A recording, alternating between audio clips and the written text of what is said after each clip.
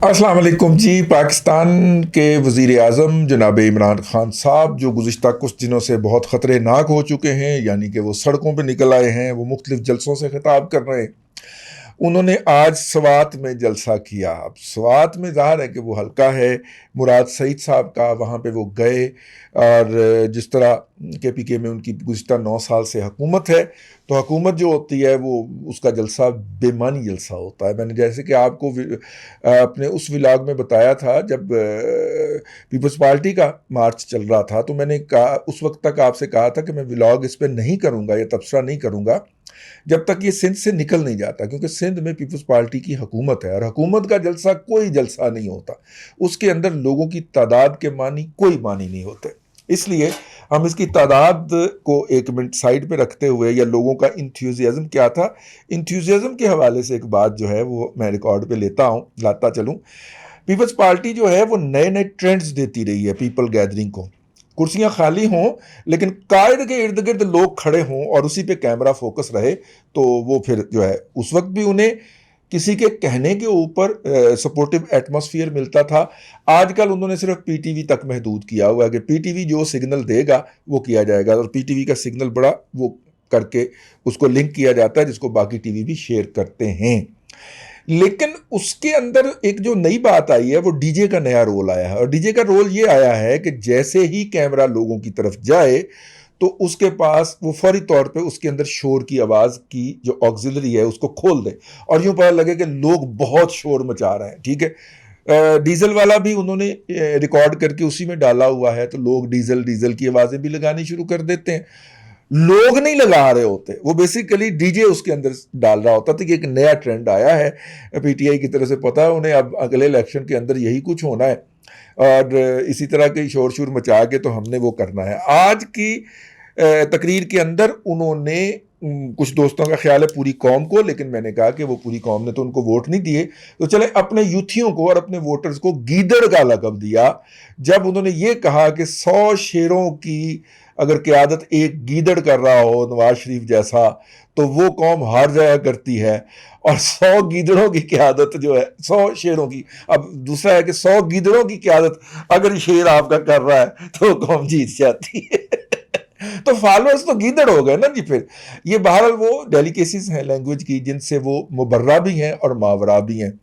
और शायद उनको ना उन्होंने सीखा है। हाँ, वो दूसरों के ऊपर उंगली उठाने के लिए हमा वक्त एक्टिव रहते हैं। दूसरा क्रेडिट उन्होंने लिया इस्लामोफोबिया का, कि जनाब इस्लामोफोबिया के अंदर 15 मार्च को इस्लामोफोबिया के ऊपर हमने करारदाद पेश की थी और अक़वाम मुत्तहिदा ने इसे इस्लामोफोबिया डे करार दे दिया है, और यूं जनाब हमारी एक बहुत बड़ी कामयाबी है, इतनी बड़ी जो 1973 में एक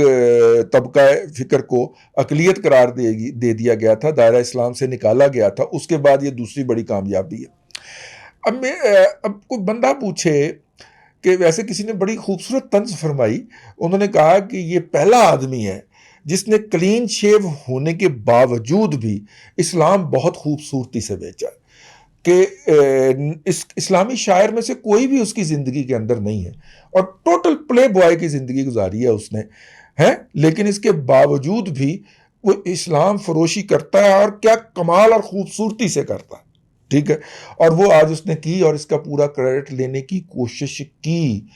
अब मसला ये है कि लोग फिर इस इस्लामोफोबिया के पीछे आ जाते हैं और फिर वो दिखाना शुरू कर देते हैं कि वो मसूफ का माजी और हाल क्या है, और हाल की भी बात ही है ना, ये कल तक तो रेहाम खान उनकी अहलिया थी ना, तो वो फिर क्या कुछ दिखाना शुरू कर देती हैं। वो हम बयान करें तो फिर लोग हमारे ऊपर इल्ज़ाम लगाना शुरू कर देते। मैं सिर्फ इतना हवाला दे के तो आगे बढ़ रहा हूँ। आजकल मुझे कहा जा रहा है कि अगर ना उन्होंने गोद से उतारा होता तो तुम इस वक्त अंदर होते। मैं कहा अंदर वाले भी बाहर आंडे ने, मोहसिन बेग साहब बाहर आ गए ने, तो मेरा तो फिर अंदर जाना नहीं ना बनता जी। अच्छा, रवायती तकरीरों में से एक तकरीर थी, मेरा ख्याल ये था, बहुत सारे और भी लोगों का ख्याल था, कि ये चौधरीयों का जो जिक्र है, चौधरी परवेज़ लाई का जो रात का इंटरव्यू है उसके ऊपर बात करेगा, लेकिन इसने नहीं की। और क्योंकि उससे पहले चौधरी भी जो थे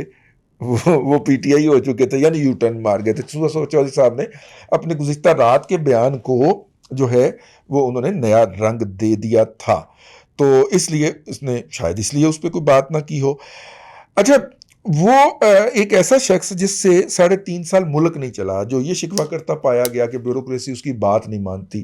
جو یہ شکوہ کرتا پایا گیا مجھے قوم اچھی نہیں ملی، جو یہ شکوہ کرتا پایا گیا کہ قوم ٹیکس چوری کرتی ہے، جو یہ شکوہ کرتا پایا گیا کہ پوری دنیا میرے خلاف سازش کر رہی ہے،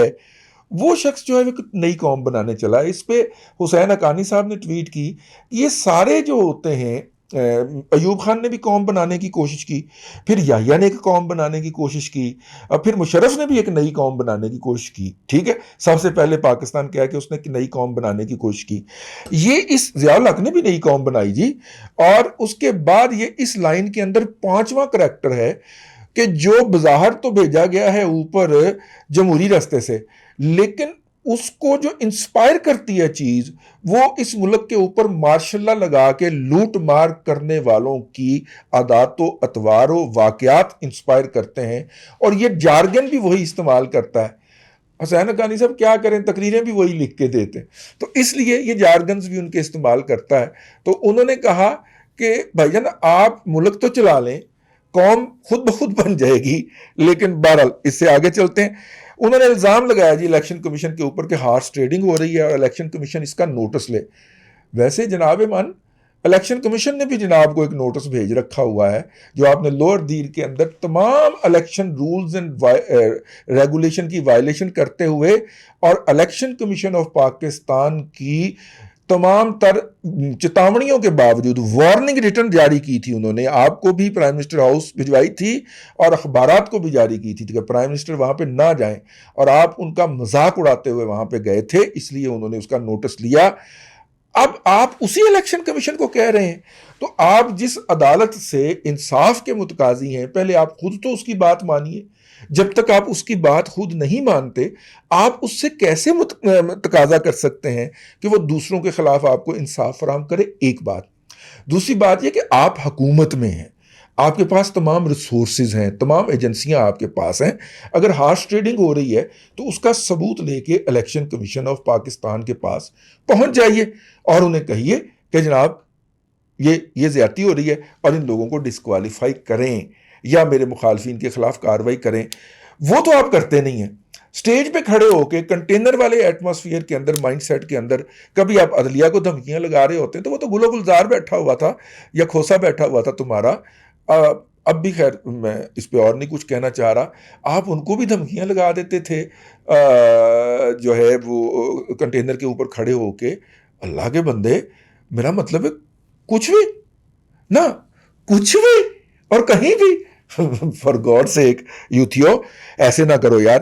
اچھا جی، اس کے علاوہ جو ہے اور بھی باقی ساری ان کی جو تھی وہ روایتی تقریر تھی جو وہ کیا کرتے ہیں اپنے مخالفین پر، وہ برستے ہیں، اور جب وہ برستے ہیں تو ان کے منہ سے جو کچھ برستا ہے میں اس کو دہرانے یا کوئی نام دینے کے حق میں نہیں ہوں۔ عمران خان صاحب جو ہیں، دن بدن اقتدار کی ریت ان کے ہاتھ سے سرک رہی ہے، اور وہ اسے جتنی مضبوطی سے پکڑنے کی کوشش کرتے ہیں وہ اس تیزی سے ہی سرکتی جا رہی ہے، اور اس کی وجہ بنیادی طور پہ یہ ہے کہ چیزیں جو ہیں وہ کچھ لوگوں نے ان کو جو سپورٹ دستیاب تھی وہ سپورٹ اس وقت دستیاب نہیں ہے، اور اس وقت وہاں پہ یہ ریکارڈڈ میسج چل رہا ہے کہ آپ کو مطلوبہ سہولت دستیاب نہیں ہے۔ اللہ آپ کو آسانیاں عطا کرے اور آسانیاں خلق خدا میں تقسیم کرنے کی توفیق عطا کرے۔